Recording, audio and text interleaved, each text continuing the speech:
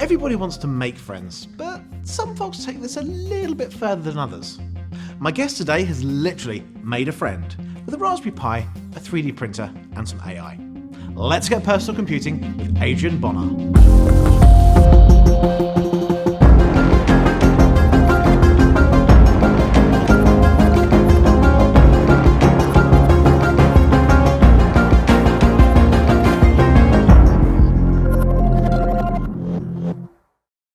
Hey, Adrian, welcome to Microsoft Reactor here in Redmond. It's good to be here. I'm glad you're here because I've heard you've made a friend.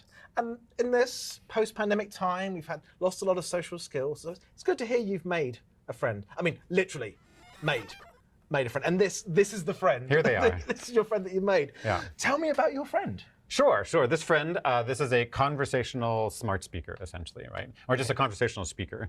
And it was a way to sort of see with all this AI stuff that's like floating around and ChatGPT and all these things is like, what happens if you brought it out more into like the real world where without a computer, without anything else, you could just have a conversation with an AI. Where would that go? So rather than think like an Alexa, for example, where it's set a timer, shut my garage door, right, things like that. Yeah. This is an actual have a conversation with a robot.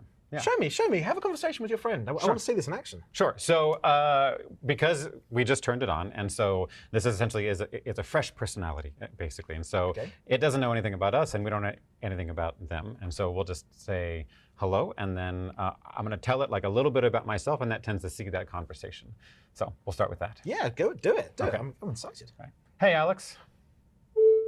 Hello. My name is Adrian, and I'm from Seattle. How are you?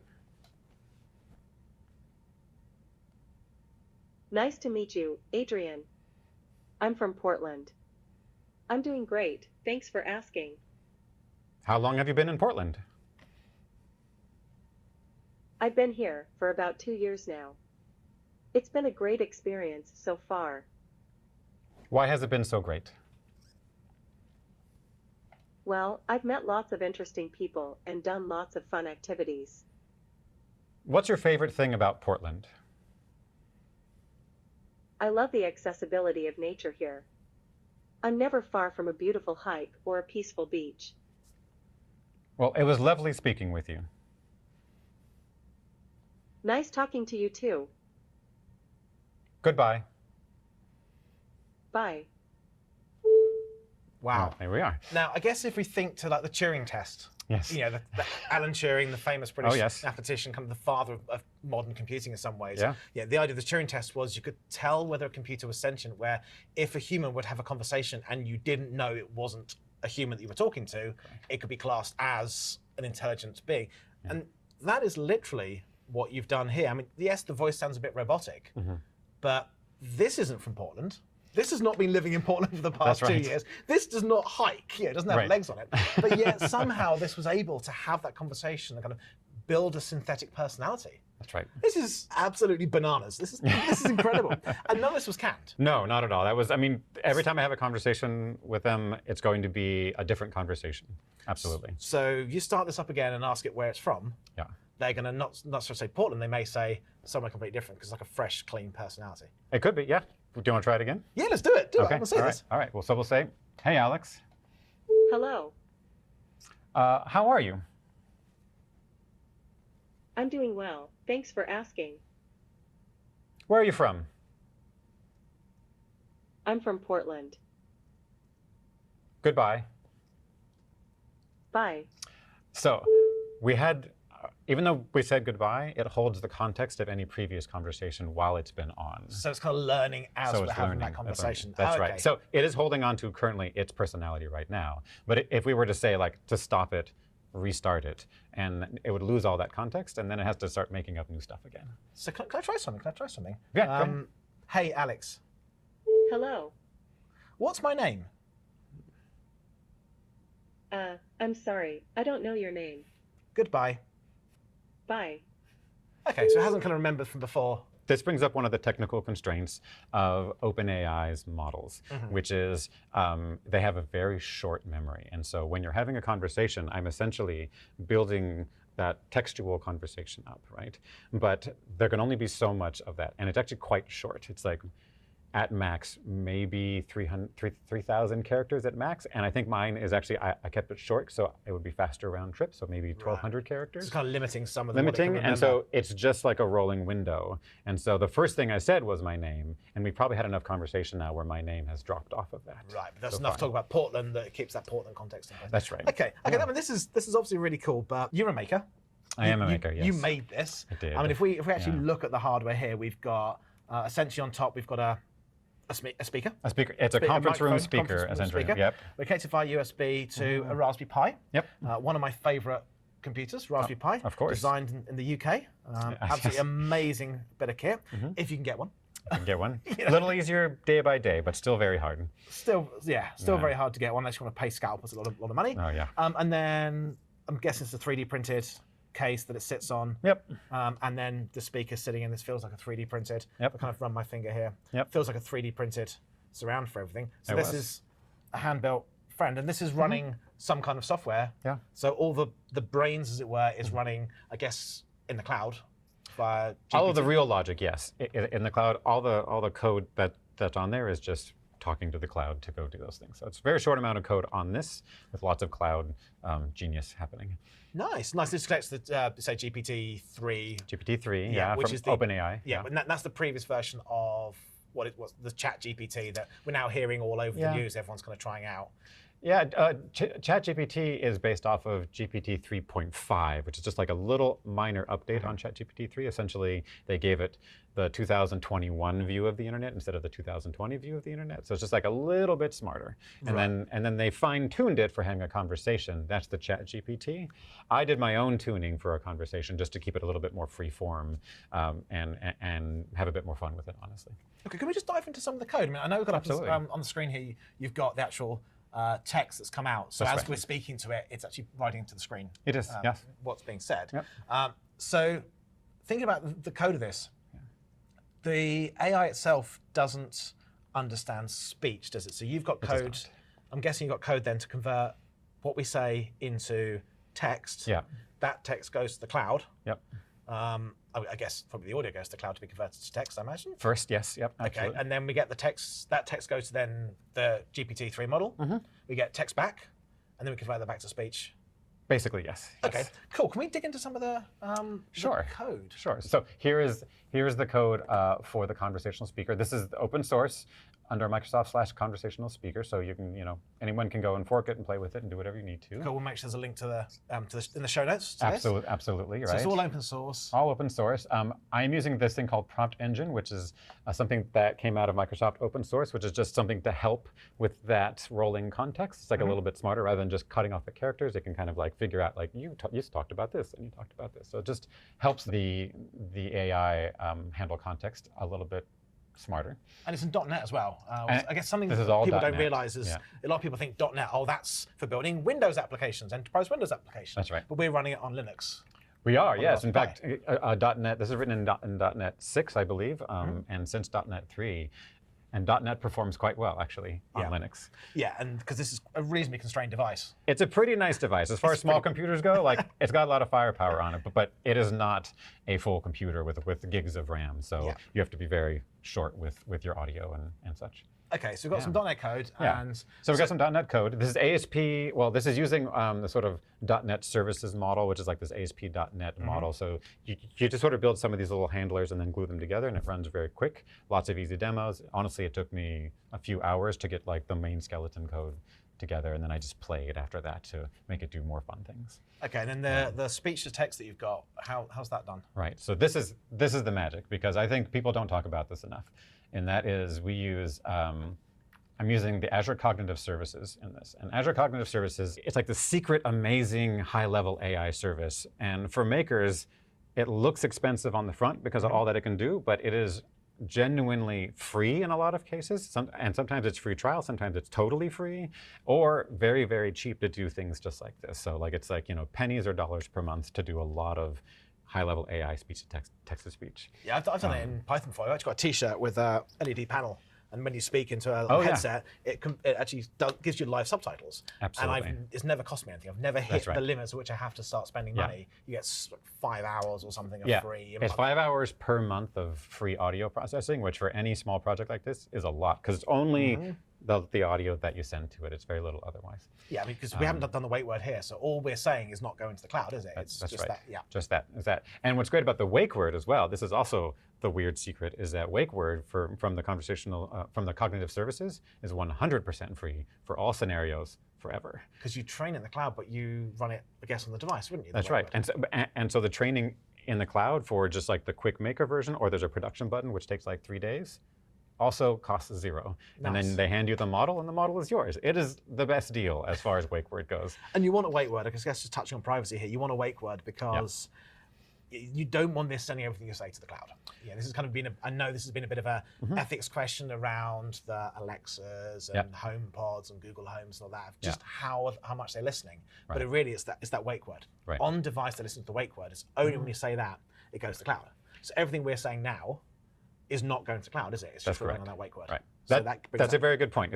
Like, until you actually wake up Alex, in this case, nothing is going to the cloud. And it's not even, it is listening to what we're saying locally, but it's just looking for that pattern. And otherwise, nothing. Yeah, we're not paying for the speech to text. We're not paying for the AI conversation to happen just behind the scenes and be thrown away. That's right. Cool, so it's just literally just stitching together cognitive service, AI. I think we announced the last couple of days that OpenAI is going to be coming into a lot more Azure services. That's right. This is all going to be eventually one big cognitive service. Absolutely. To bring all this together. And we've got this conversation bot. Yeah. This is mind-blowingly cool. I'm just thinking like scenarios like if you're learning a new language, you want to practice, you need someone to speak with who speaks the language that you're speaking. You know, if your English is not your first language and you want to practice it, you've got a FriendBot to practice with. That's right. So many opportunities of what you can do with this. And Jim, can I talk about one more thing with the like sort of next step with this, where we were just having this conversation, and I seeded the conversation by telling the AI in the background, your name is Alex, and you are very good at conversation. That's at the very top of the conversation that we send to OpenAI first. So it knows what it is, essentially. Right?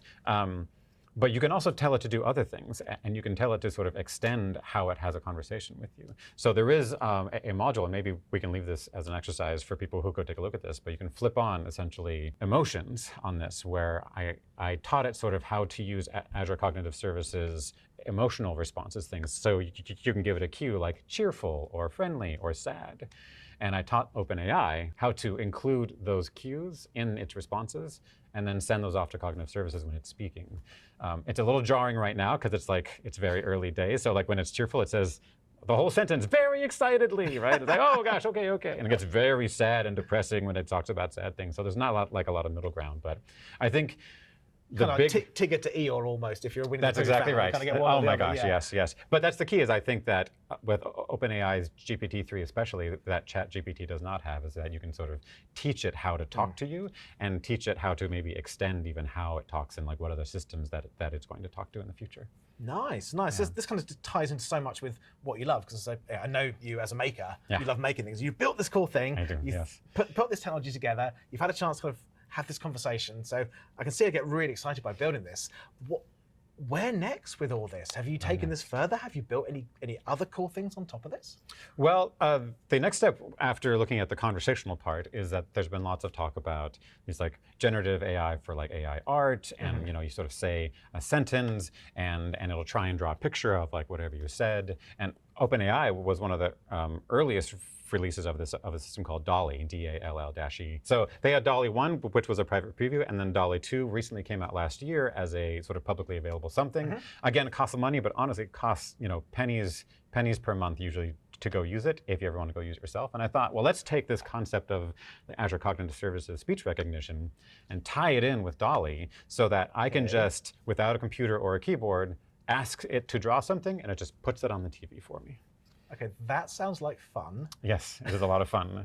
Yeah, in fact, the major reason of why I did that was like I was having people over for a New Year's celebration, and one of the reasons why I built the conversational speaker was that I could put it in front of people without a keyboard, without a laptop, and it's not as intimidating as like talk to your computer. Now it's a smart speaker that lots of people are sort of used to speaking to their conference room speakers a little bit, right? Yeah. So now let's take that same concept and make it into an artist for that sake. So now you could ask the same speaker, it's on the same platform, and you just plug it into a TV and say, draw me so and so and so, and then it takes about a minute or so while it goes and tries to figure that out, and then it'll draw you a picture.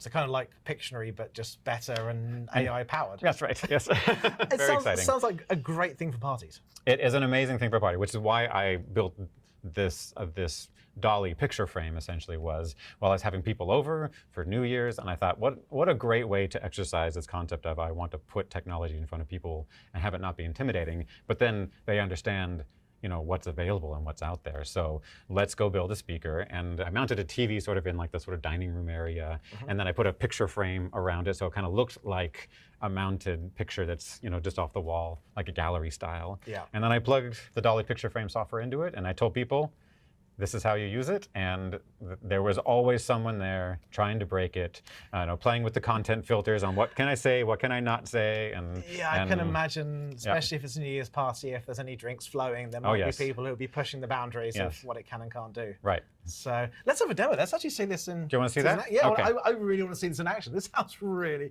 really cool. Okay, I'm going to stop the conversational speaker, and then we're going to run the Dall-E picture frame, which is also open source, and so we'll show that here in a bit.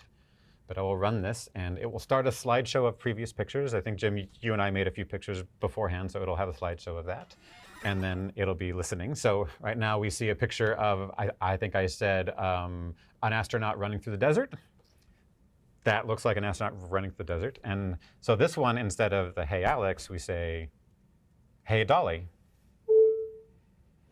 Two cats high-fiving in the woods by Monet. Sure thing. One moment.